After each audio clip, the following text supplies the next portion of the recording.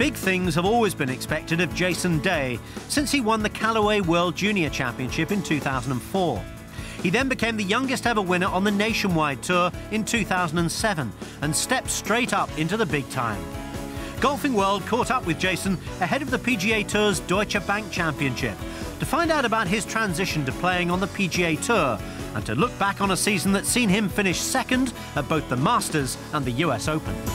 It's very hard to sit down and, you know, go over what's gone on in the last 18 months. And it's been very, very enjoyable. My game's improving, which has been really, really nice. And, you know, I'm just trying to finish off the year, you know, strong. The turning point for Day came when he recorded his first PGA Tour win at the 2010 Byron Nelson in his adopted hometown of Dallas. Since then, he's consistently been in contention and recorded top 10 finishes, building to this his breakout year.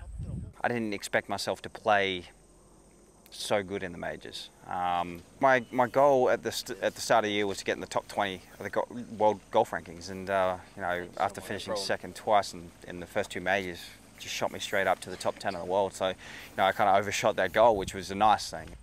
And Jason could so easily have won the Masters on debut.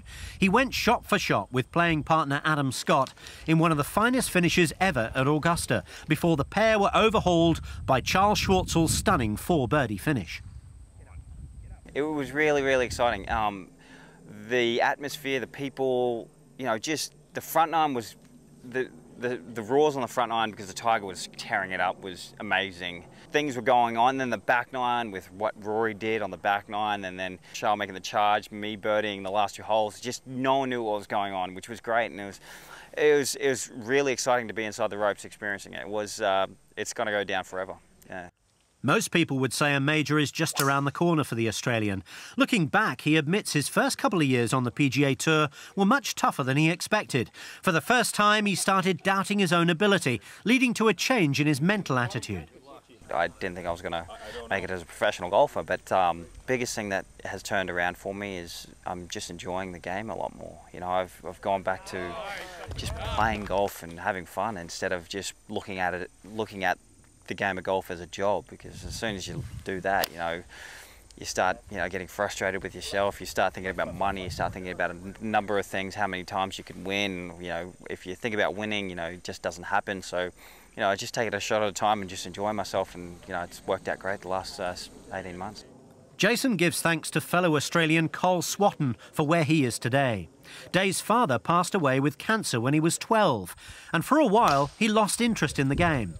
Cole helped get the supremely talented Day back on track, and since then has filled the multiple roles of coach, caddy, surrogate father and best mate.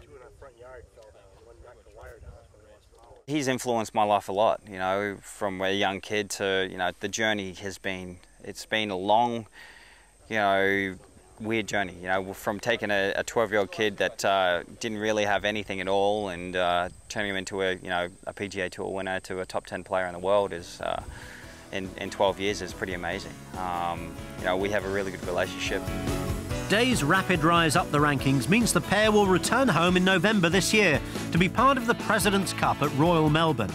And fittingly, Day's debut will be under the watchful eye of one of Australia's all-time greats, Greg Norman, one of his heroes. What he's done for the game of golf, you know, worldwide and obviously in Australia, and it's just an honour to play for him. You know, it really is, because I've known Greg since I was 15 and he's always been great to me, and it's going to be such an honour to play for the President's Cup. Just strictly because it's in Australia, and you know, it's a home.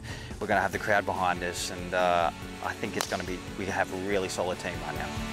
As 2011 draws to a close, Jason is looking to build on this, his career best season so far, ensuring he keeps pace with the other young names in world golf, like Mcilroy, Ishikawa and Fowler, currently leading the next generation of PGA Tour stars. I'd like to win consistently out here. You know, if you can win 1 to 2 times a year out here, you're doing something right. And obviously, slowly just kind of build on that confidence on, you know, winning tournaments, knowing that you can do it all the time, improving my game where it needs to be improved, and then slowly, you know, try and transition into winning majors. Majors are the toughest tournaments to win. I finally realised it's not about rushing to get there, it's about just taking your time, doing the little things, and you're making sure that you're working hard.